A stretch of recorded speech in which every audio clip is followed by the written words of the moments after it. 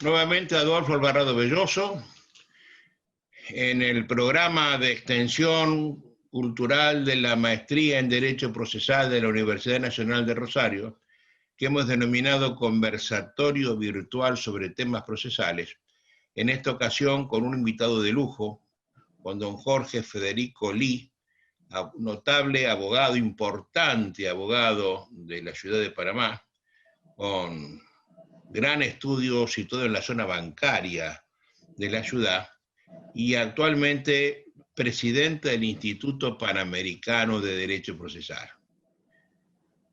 Está llevando sobre sus hombros con una comisión directiva constituida también por panameños las labores de juntar gente para el instituto, mostrando las ideas que allí se sustentan y se defienden. Jorge Federico Lee ha sido antes, durante su interregno abogadil, ha sido magistrado de la Suprema Corte de Justicia de Panamá y además ministro de Trabajo y Bienestar Social en su país. Pero además, siendo abogado más joven, fue presidente de la Autoridad de la Región Interoceánica de Panamá, que fue una entidad estatal que tuvo a su cargo la reversión y la planificación de uso de la zona del Canal de Panamá.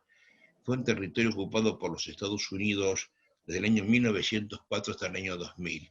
Lo que era la base militar se hizo un hermosísimo paseo donde hoy vive mucha gente, y hay hotelería, etc. Fue corredactor de varios códigos procesales, fue discípulo, creo yo, y amigo del prócer panameño don Jorge Fábregas Ponce, y actualmente, y desde hace mucho tiempo, es profesor de Derecho Probatorio en Panamá. Tuve la suerte de que un hombre de tal calibre fuera alumno de la maestría en Derecho Procesal, que desde Rosario nosotros exportamos a Panamá durante 7 años. Él integró la primera cohorte que se dio en Panamá, y de allí surgió hace muchos años una buena amistad con don Jorge, que se refuerza y se reitera en cada ocasión que yo visito su ciudad, donde soy atendido por él con un grado de amistad que me excede. Jorge, lo recibo con todo afecto.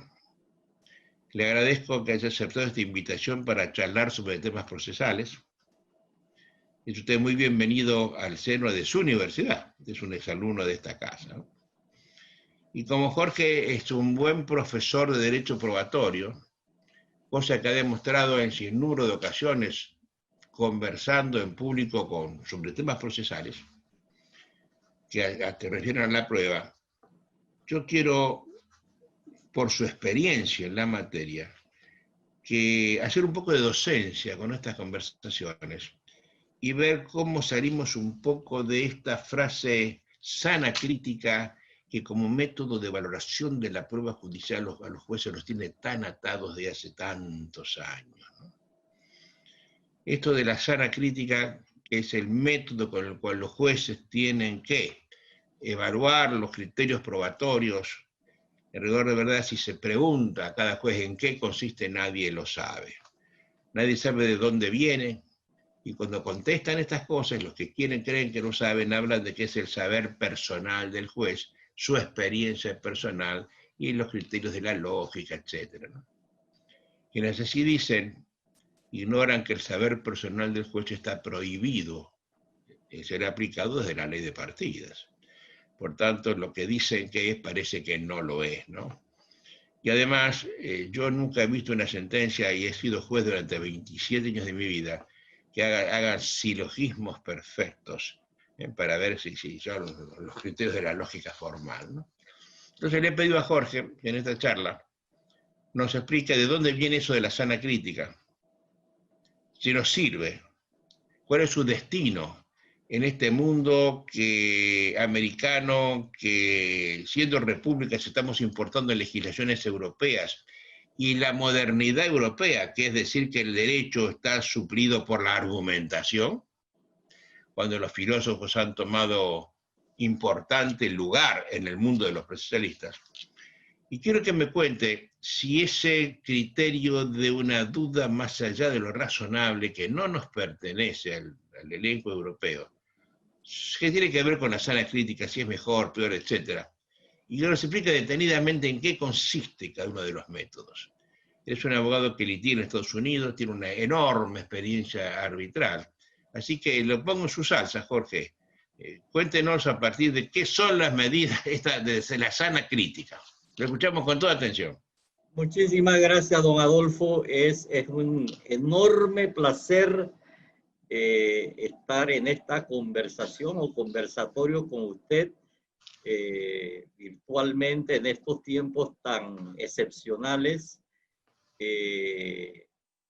Tengo que decir que me honra muchísimo que usted me cuente entre sus amigos, y yo le debo, aparte de la admiración al maestro, porque lo conocí por primera vez a través de su obra Instituciones de Derecho Procesal del año 1995, creo, que adquirí tan pronto salió, pero no pude conocerle personalmente sino hasta el año 2001, en ocasión de una clase de maestría que usted impartió aquí en Ciudad de Panamá.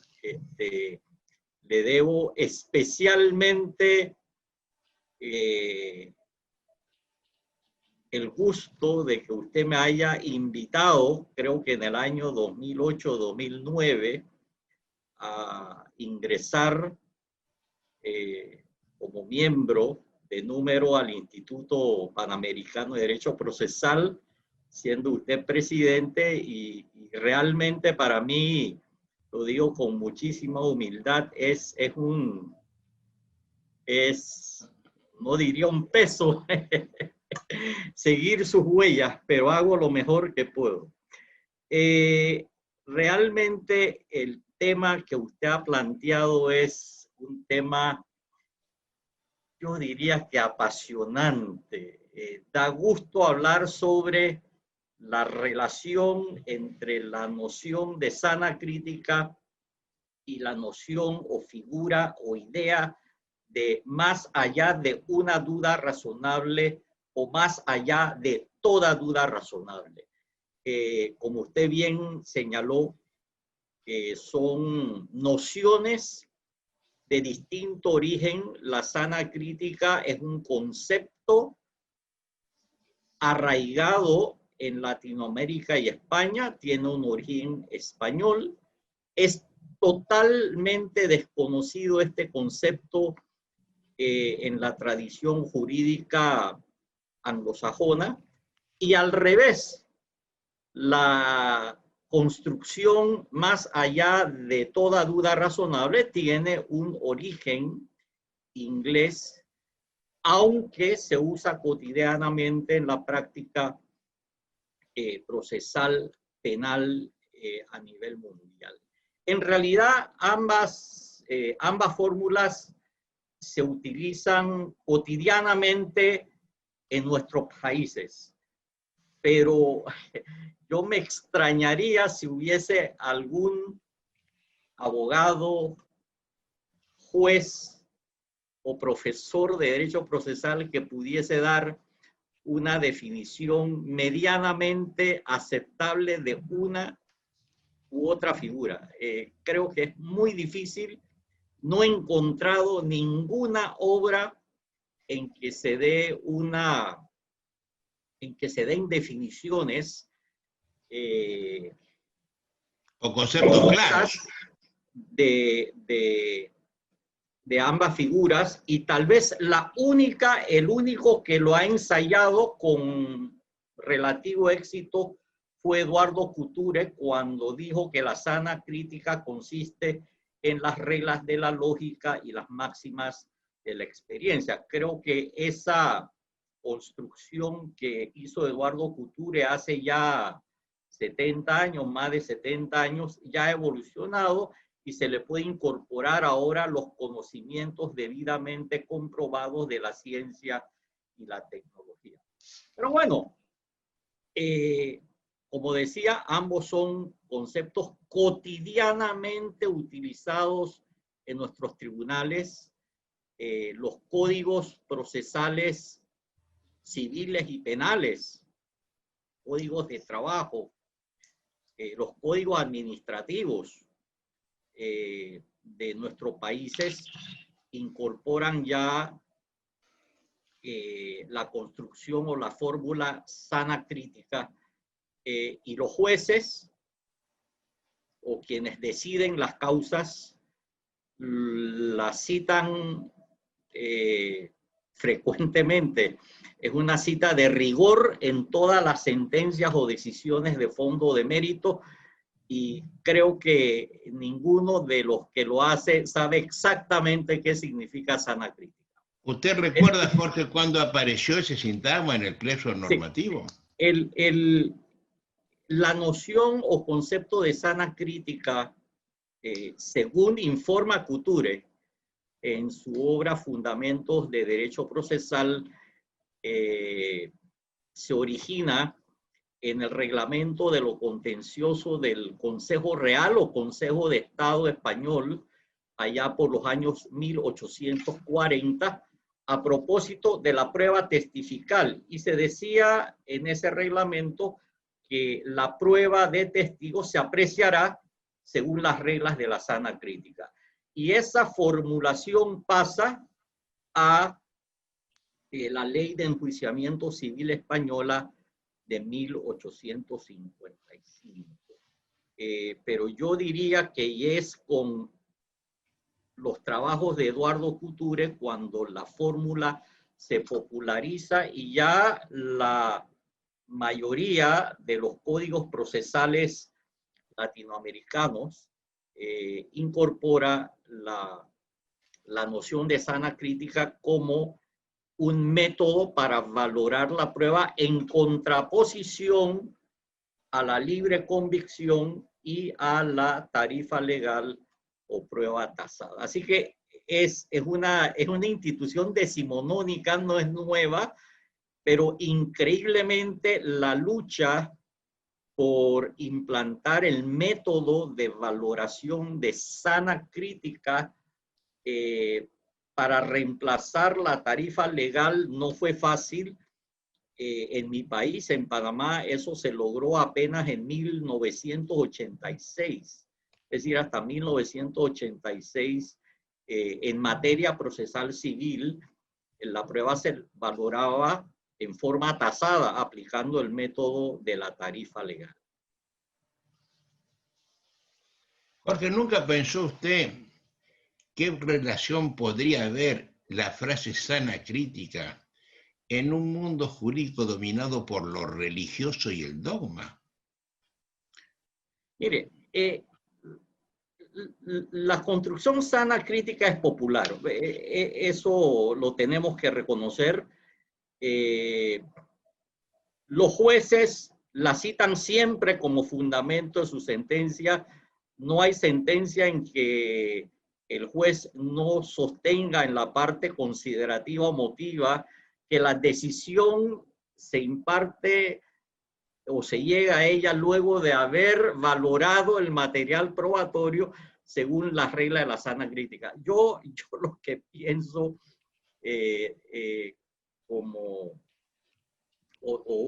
dada mi intensa práctica profesional de varias décadas, es que los jueces aplican este concepto intuitivamente. No hay un protocolo que los jueces sigan para aplicar las reglas de la sana crítica. No dudo que la inmensa mayoría de los jueces realizan su trabajo en forma minuciosa, de buena fe, pero no existe un protocolo para aplicar las reglas de la sana crítica. El juez no se detiene cuando hace su labor de apreciación de la fuerza de convicción del material probatorio. El juez no se detiene a verificar si su razonamiento es lógico, no contrasta su análisis con las llamadas máximas de la experiencia,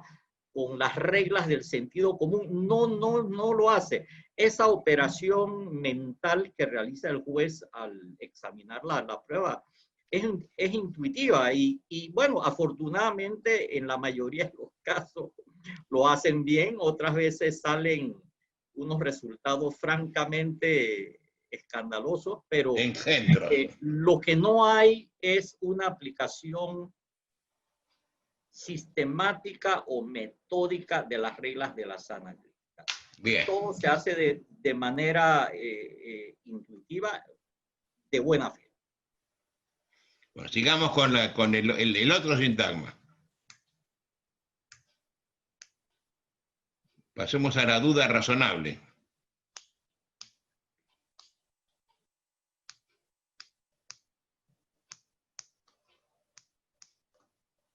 Bueno, le estaba diciendo, don Adolfo, que la idea más allá de una duda razonable o más allá de toda duda razonable tiene un origen anglosajón.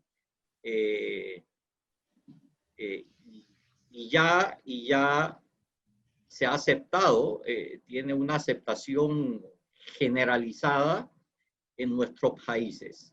Los jueces la aplican, los jueces o los jurados, es decir, los juzgadores de los hechos en un proceso, sobre todo en los procesos penales, lo aplican intuitivamente. No saben que lo están haciendo, pero lo hacen.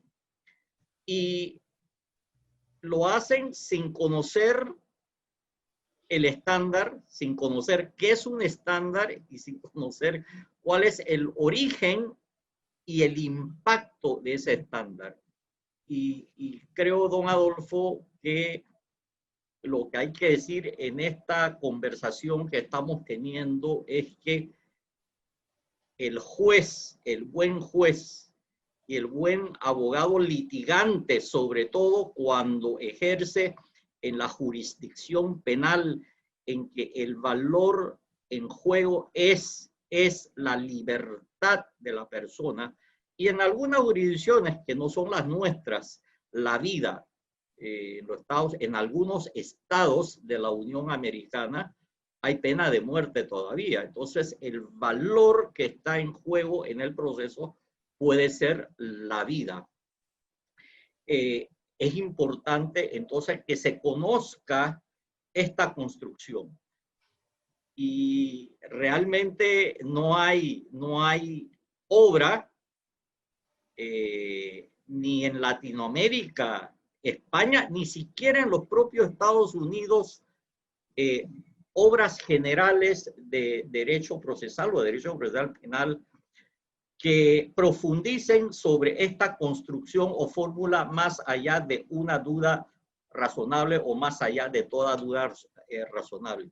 La historia de esta fórmula es sumamente interesante y se remonta a la Carta Magna de 1215, emitida por el juez Juan Sin Tierra, por el rey Juan Sin Tierra de Inglaterra. Esto creo que es algo que se desconoce. En ese instrumento, el rey Juan Sin Tierra concedió derechos a los nobles, entre ellos el derecho a ser juzgados por sus pares. Y en uno de los artículos o estipulaciones de la Carta Magna, déjeme ver si lo tengo anotado,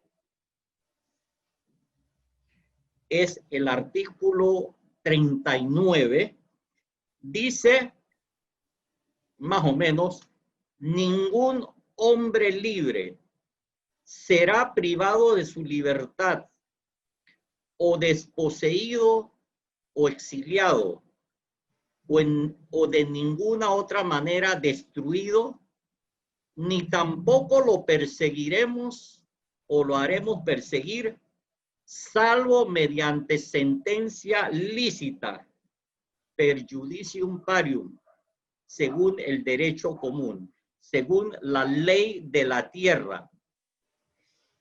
Y con esta formulación, el rey Juan Sin Tierra se privó del derecho de declarar la inocencia o la culpabilidad de una persona acusada de la comisión de un delito y pasó esa misión o ese encargo a los jurados, a los pares de las personas acusadas. ¿Qué tiene esto que ver con la figura o con la construcción más allá de toda duda razonable? Es que cuando el rey le encarga a las personas comunes la misión de juzgar y emitir sentencia de inocencia o culpabilidad acerca de la comisión de un delito, estaba encomendando a estas personas, a los pares del acusado, un encargo sumamente delicado que podía conllevar a la pérdida de la vida o a la pérdida de la libertad. Y siendo Inglaterra en aquellos tiempos un país cristiano, la creencia cristiana fundamentalista que prevalecía en ese tiempo señalaba que si un ser humano condenaba a otro a la pena de muerte, estaba cometiendo o podía cometer un pecado mortal que llevaba al riesgo de perder su alma.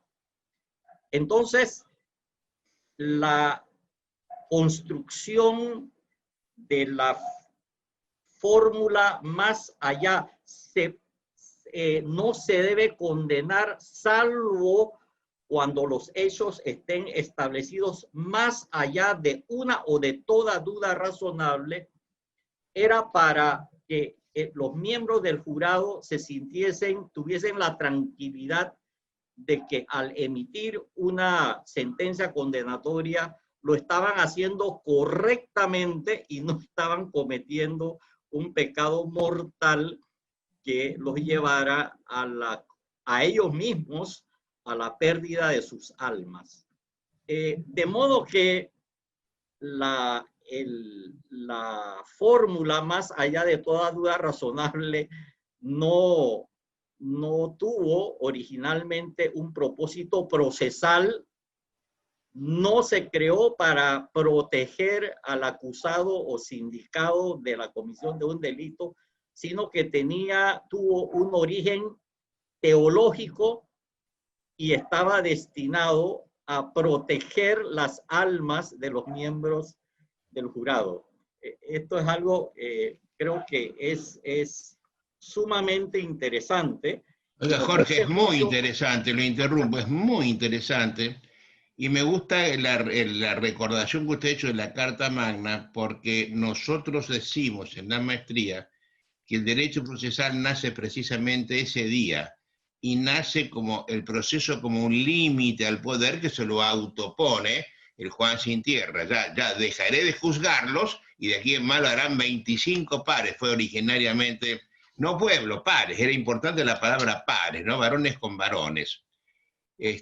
Pero no, yo no había hecho todavía la relación de esto que era un problema religioso, y lo veo muy claro eso, ¿no? Es muy razonable. Sobre todo porque el juramento, que era la prueba más interesante, más importante de la época, en eso que usted acaba de llamar fundamentalismo, hace que fuera una prueba muy peligrosa, porque se perdía la vida eterna del alma, un infierno perpetuo, y eso le tenía a la gente un miedo feroz, ¿no? Y con eso decían la verdad, ¿no? Me resulta muy grato lo que ha dicho, ¿no? Lo sigo escuchando con atención, perdóname la interrupción.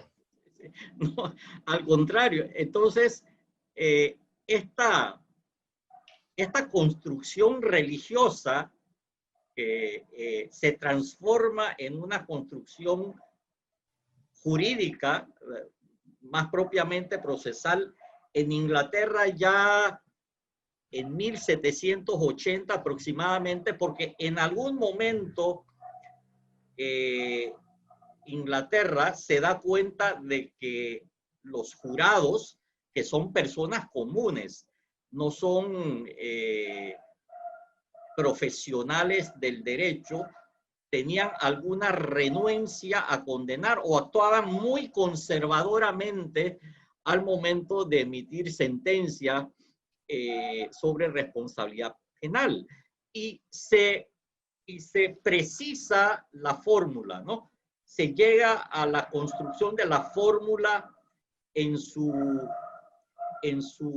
redacción actual, que para poder emitir sentencia condenatoria en un proceso penal, no debe existir o no debe haber en el ánimo del juzgador de los hechos ninguna duda razonable sobre los hechos que determinan la culpabilidad del sindicato. Así que ya es en 1780 en Inglaterra que la formulación actual se concreta. ¿Con qué propósito? Con el propósito de facilitar, de lograr que los jurados puedan emitir sentencias condenatorias.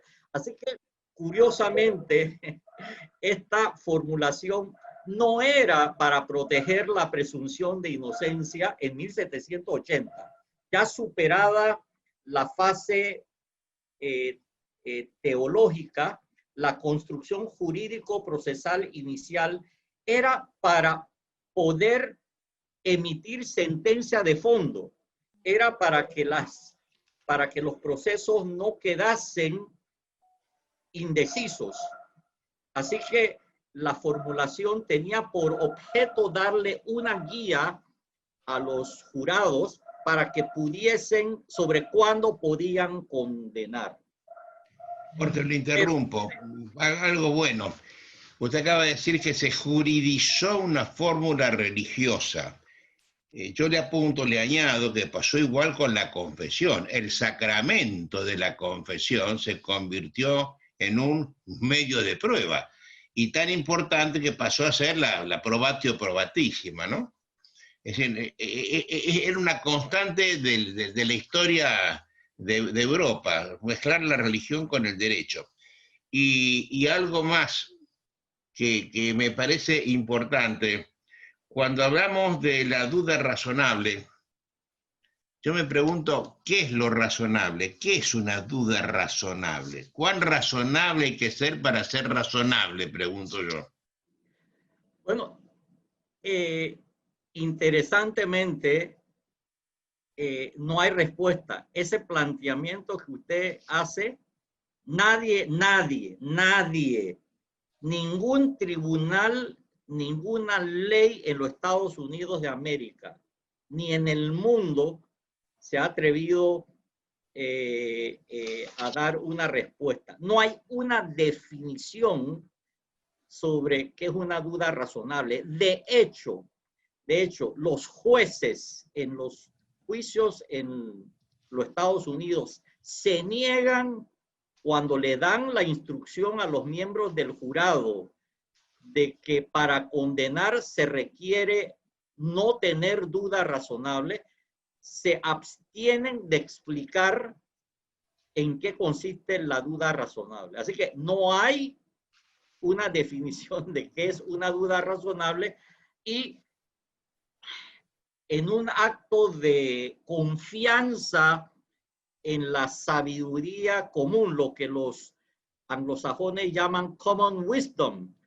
dejan al criterio de los propios miembros del jurado, que son legos en derecho, el determinar cuándo tienen o no tienen una duda razonable. Lo importante sobre la figura de la duda razonable es que alcanza su consolidación en los Estados Unidos de América, no en Inglaterra, lo que luego vino a ser el Reino Unido de la Gran Bretaña e Irlanda del Norte, sino en los Estados Unidos de América, a raíz de una sentencia paradigmática, la sentencia Miles contra Estados Unidos del año 1880, en que la Corte Suprema Federal de ese país menciona por primera vez esa construcción. Y en la parte relevante de esa sentencia que versaba sobre un proceso en que el sindicado estaba acusado del delito de bigamia. No era homicidio ni robo, nada, sino que era el delito de bigamia. La Corte Suprema expresó, como siempre lo hacen allá, que motivan profusamente sus decisiones, la argumentan, señaló textualmente: la prueba en la cual se basa el jurado para emitir un veredicto de culpabilidad debe ser lo suficientemente sólida para llevar a la conclusión de culpabilidad, excluyendo toda duda razonable, beyond a reasonable doubt. Entonces, a partir de ese precedente de 1880, en los Estados Unidos se utiliza el umbral más allá de una duda razonable para poder emitir sentencia condenatoria en los procesos penales. De nuevo, como le decía, no hay una definición. Los libros de texto en los Estados Unidos no se refieren al tema, pero en 1970 la Corte Suprema de los Estados Unidos emitió una paradigmática sentencia, un caso denominado Winship, en que explicó, analizó de manera muy extensa, muy profunda, la doctrina de los estándares probatorios y aludió al estándar probatorio más riguroso, que es el estándar más allá de una duda razonable o más allá de toda duda razonable. Y lo que dijo la Corte Suprema de los Estados Unidos en esa sentencia de 1970 es que la garantía del debido proceso protege al acusado contra una condena infundada y debe excluir una condena, salvo cuando se haya probado los hechos que tipifican el delito mediante prueba más allá de una duda razonable. Entonces, en esa sentencia está contenida toda la doctrina de los estándares probatorios con una brillante exposición de lo que significa aplicar la construcción condena más allá de una duda razonable. Así que, como podemos ver, tenemos dos nociones procesales relacionadas con la prueba: la sana crítica de origen español y arraigado ya en Latinoamérica, pero desconocida totalmente en el sistema jurídico anglosajón. Cuando uno tiene interacción con un proceso que se surte en una jurisdicción anglosajona, uno se da cuenta de una vez que no tienen ninguna idea de lo que significa sana crítica. No tienen idea.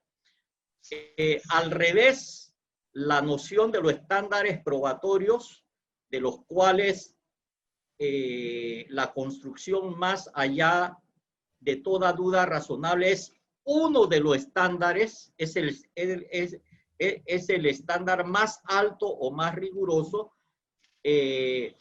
no era conocida en Latinoamérica. Se ha venido a estudiar en los últimos 10 años, diría yo, particularmente en los últimos 5 años, es que se ha suscitado un interés en España y en Latinoamérica por estudiar y por utilizar esta figura de los estándares probatorios, pero tienen distinto origen en una jurisdicción o en una tradición. No se conoce la figura de la otra tradición. Oiga, Jorge, ¿por qué no explica a quienes está oyendo qué es un estándar? ¿Qué es un estándar probatorio? Interesante. Empecemos por qué es la sana crítica, ¿no? La sana crítica es un método de valoración de la prueba. Es decir, es un método que le dice al juez qué fuerza debe asignar a un elemento probatorio o al conjunto del material probatorio que tiene bajo su examen. Los estándares probatorios, para no dar una definición circular, constituyen hitos o umbrales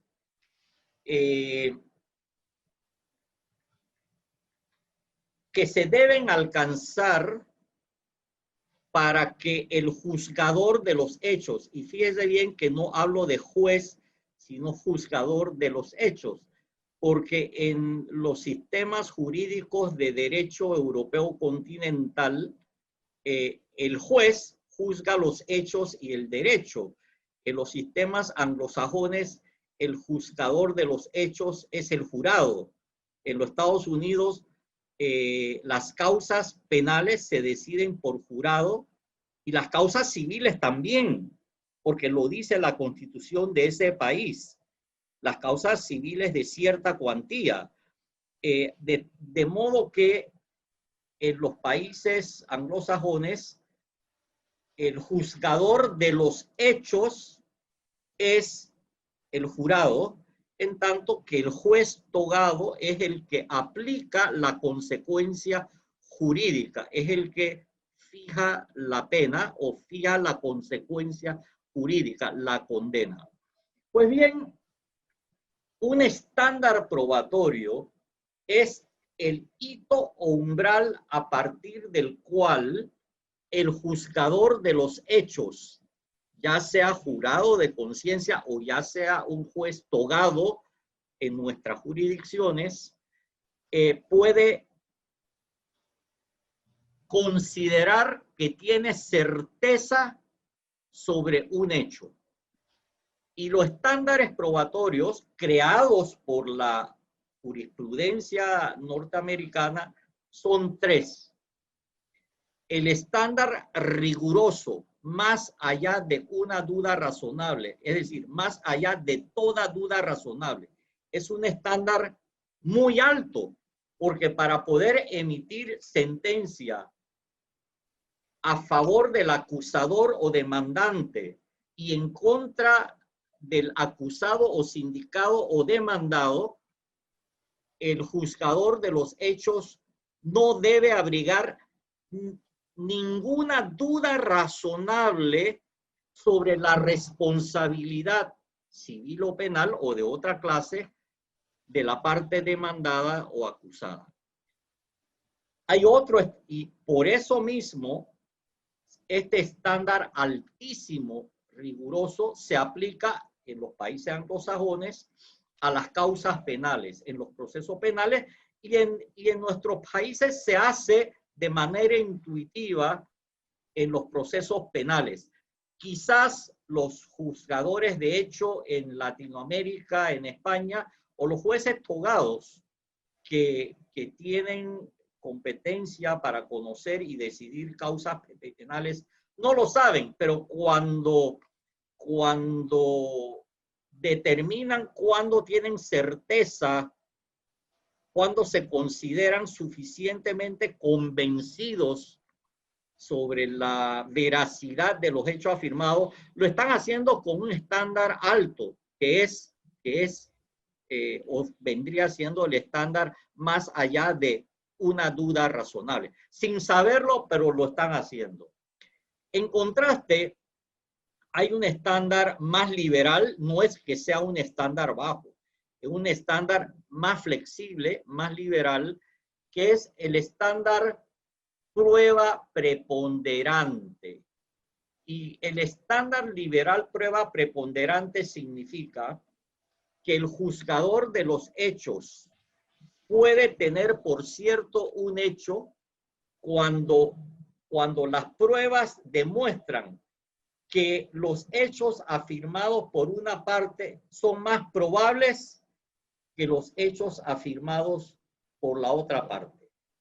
Y en esto tenemos que recordar, don Adolfo, que todo proceso, en todo proceso, el análisis probatorio que realiza el juez, es decir, la actividad intelectiva que desarrolla el juez al analizar el material probatorio con el fin de poder formar su convicción y emitir una sentencia de fondo o de mérito, constituye un juicio de probabilidades. Entonces, en las causas civiles, sobre todo en las causas civiles, el estándar liberal, el estándar más flexible de prueba preponderante indica que el juez puede en conciencia considerar que tiene certeza sobre un hecho o sobre una versión fáctica cuando esos hechos afirmados por una parte son más probables que hayan ocurrido que los hechos distintos afirmados por la contraparte. Pero fíjense bien, es prueba preponderante. Si el material probatorio en su conjunto determina que lo que señala una parte es más probable que sea cierto que lo que señala la otra parte, aun cuando haya duda, el juez debe fallar a favor de la parte cuya versión fáctica tenga más probabilidad de ser cierta de acuerdo con la prueba preponderante. Entonces, como este estándar de la prueba preponderante, que se traduce en la fórmula más probable que menos probable, no es tan exigente como el estándar más allá de una duda razonable o más allá de toda duda razonable, se suele utilizar en los procesos civiles. ¿Por qué? Porque los valores en juego son valores importantes, pero de menor importancia de aquellos que se discuten en los procesos penales. Nuevamente, en los procesos penales está en juego la libertad personal y en algunas jurisdicciones la vida, en tanto que en los procesos civiles normalmente lo que está en juego es sencillamente un interés monetario.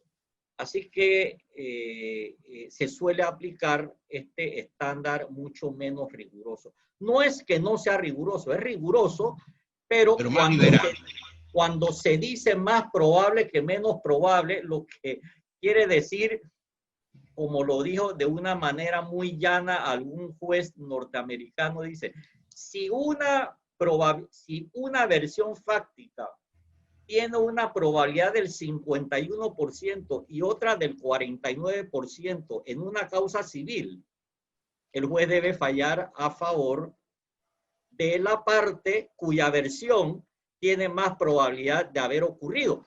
Obviamente, esa no es la situación de un proceso penal en que se aplica el estándar más allá de toda duda razonable, porque cuando usted dice que para condenar, para emitir sentencia en contra de la parte acusada o demandada, el juez no debe abrigar duda razonable sobre su responsabilidad, la probabilidad de ocurrencia de los hechos que tipifican el supuesto de hecho de la norma que invoca la parte demandante en contra de la parte demandada, debe ser sumamente alta. No puede ser 50, 51, 70, 75, más allá de toda duda razonable implicaría por lo menos 95%. Y eso tratando de cuantificar que no se debe, pero bueno, es inevitable que le pregunten a uno, bueno, y díganos en términos porcentuales a qué equivale la ausencia de una duda o de toda duda razonable. Es muy difícil de decirlo, pero empíricamente uno puede decir que no es 75 ni 85%. Así que ahí usted ve en la doctrina de los estándares probatorios los dos extremos. Un estándar riguroso y alto que hace difícil condenar, emitir sentencia en contra de la parte acusada o demandada, que es el estándar más allá de una duda razonable, y un estándar más liberal. No es que no sea riguroso, es más liberal. Permite emitir sentencia en contra de la parte demandada o acusada cuando la probabilidad de que la versión fáctica que determina su responsabilidad sea mayor que la versión fáctica que lo exculpa o que excluye o lo exime de responsabilidad. Oiga, Jorge, todo eso se está poniendo muy de moda en Colombia, sobre todo. Usted sabe, a partir de los congresos que se hacen en Medellín, de la enseñanza que se hacen allí, y está muy de moda hablar de estas cosas, ¿no? A mí personalmente, que no soy un hombre políticamente correcto y que ya no tengo edad para serlo ni querer serlo, me parece que todo esto es un trabalenguas, que los jueces no lo conocen. Porque yo he sido durante 27 años de mi vida juez y habré hecho 900.000 sentencias en 27 años de mi vida. He sido juez de familia, juez de lo civil, camarista de lo civil, comercial. Y yo nunca me hice esta composición del lugar. Nunca. Y además, durante todos esos años, durante 15 años, dirigí un diario jurídico de nombre Juris, o Juris, si a usted le gusta más. Primero codirigido con un notable jurista argentino, con Roberto Brevia, después lo dirigí yo solo cuando Brevia se retiró. Y publiqué alrededor de 10.000 sentencias cuyo abstract tuve que redactarlo yo. Yo nunca en 10.000 sentencias vi que alguien, no que explicara, sino que entendiera qué era esto de lo que estamos hablando, ¿no? Y me parece que si yo no entiendo de lo que estoy hablando, es más difícil que yo lo pueda explicar. Usted ha hecho un milagro, usted es una maravilla. Pero yo no soy usted, no tengo su capacidad. Entonces lo que yo advierto como raya final de esta maravillosa charla es primero que esto nace como una forma de evitar el non-liquid. Mire, no esté usted, falle, porque si no va a comer pepe, no va a ir al infierno porque usted está fallando, ¿no es cierto? Para darle tranquilidad espiritual al... Los códigos de América, inspirados en el Código Civil francés, establecen que los jueces no pueden dejar de fallar sobre pretexto de inexistencia de la ley. Eso trata de evitar el non-liquid por inexistencia de la ley. Pero los códigos civiles no dicen qué hay que hacer cuando no hay hechos. Sí cuando no hay derecho, no cuando no hay hechos, es decir, prueba adecuada de los hechos. Y para eso inventamos las reglas de la cara de la prueba, que no son reglas dirigidas a las partes para que prueben, sino a los jueces para que sepan cómo deben fallar cuando no hay pruebas, que es cosa distinta.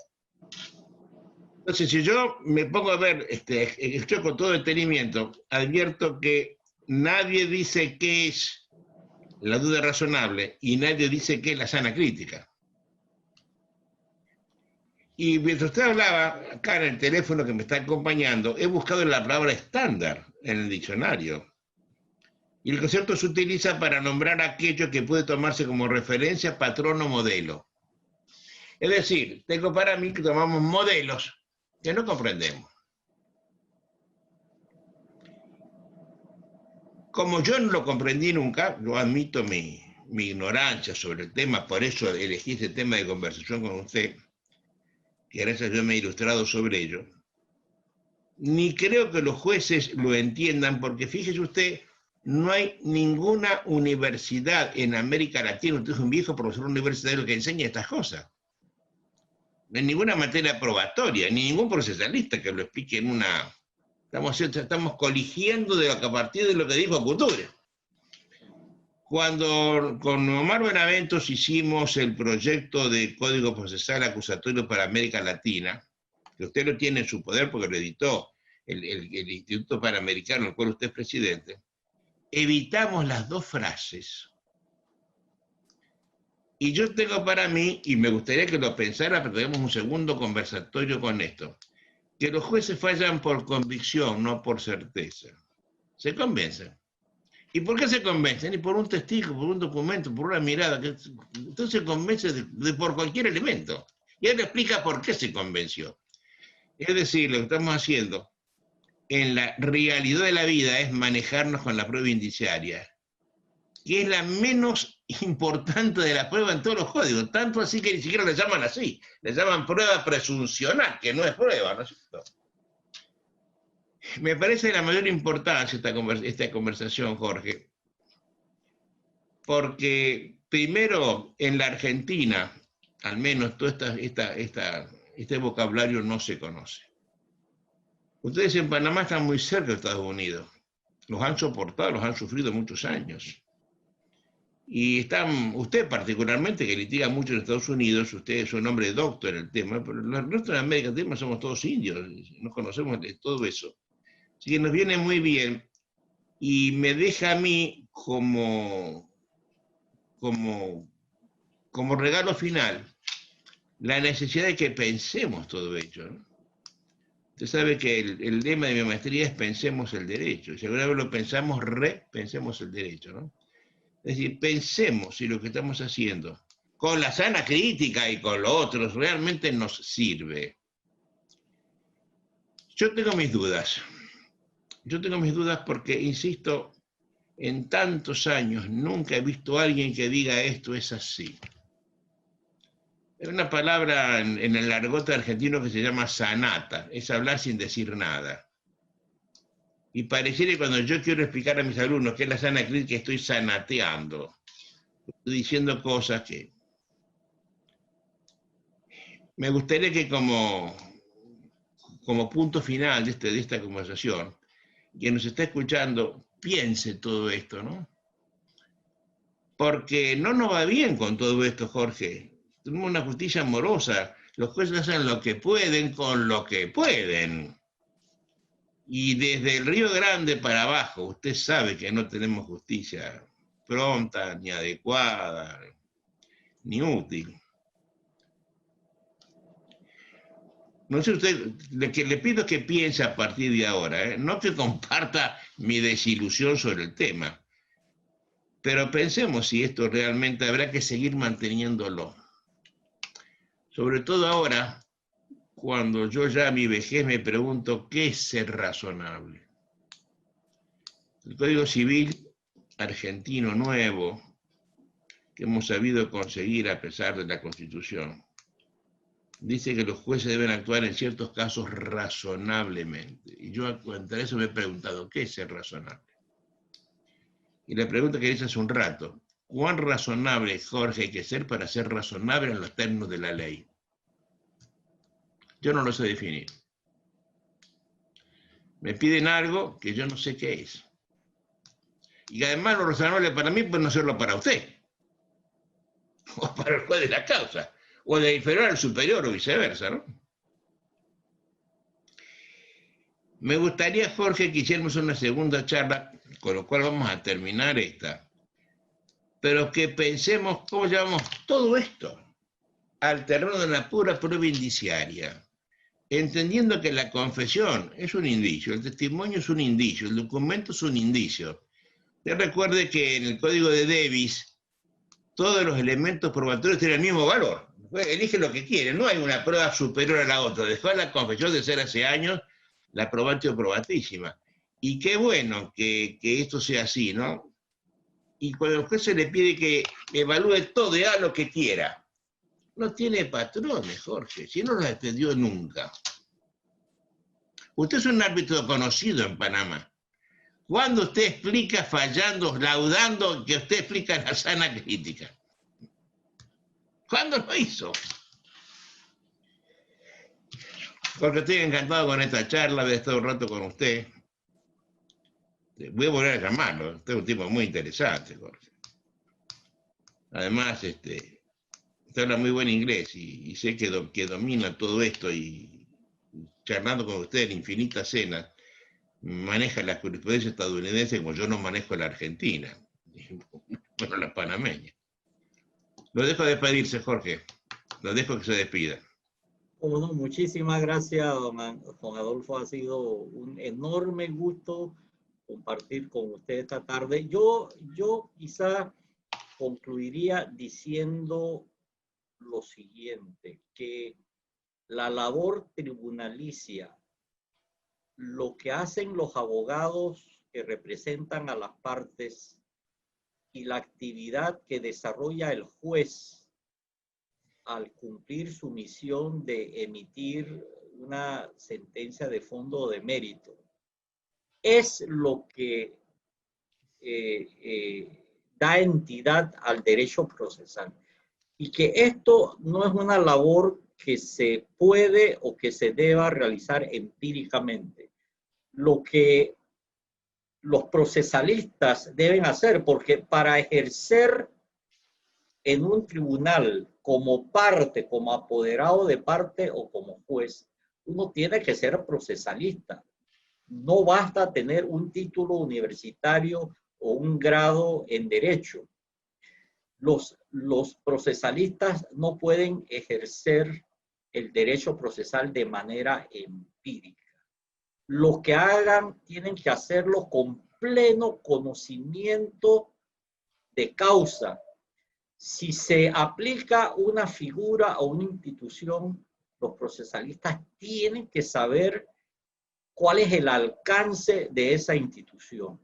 Si un juez va a valorar material probatorio aplicando el sistema de la sana crítica, debe saber por lo menos que sana crítica no es libre convicción, que tiene que motivar su sentencia, que tiene que analizar y de alguna manera esa figura, esa noción, ese concepto, sana crítica que parece a primera vista incomprensible, en el fondo tal vez tenga un fundamento, porque la crítica es el análisis racional.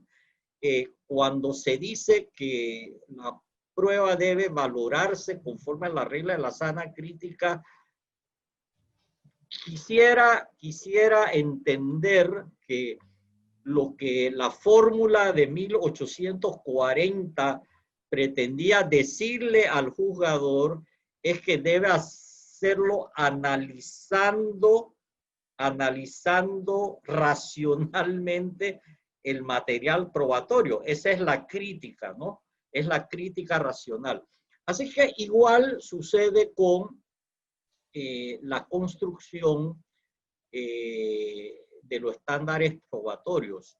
El hecho de que los jueces los apliquen intuitivamente no excluye la necesidad de que estudien la doctrina de los estándares probatorios, porque seguramente al hacer algo con conocimiento de lo que se está haciendo, las sentencias van a ser mejores. No van a ser meramente intuitivas, emitidas porque yo tengo la convicción de que fallé adecuadamente. Creo que cuando alguien hace algo de manera consciente, sabiendo lo que realiza, entonces seguramente el resultado va a ser mucho mejor, y de esta manera, en cuanto a los procesalistas se refiere, los abogados litigantes podrán realizar un patrocinio más efectivo de sus respectivas causas y los jueces podrán administrar justicia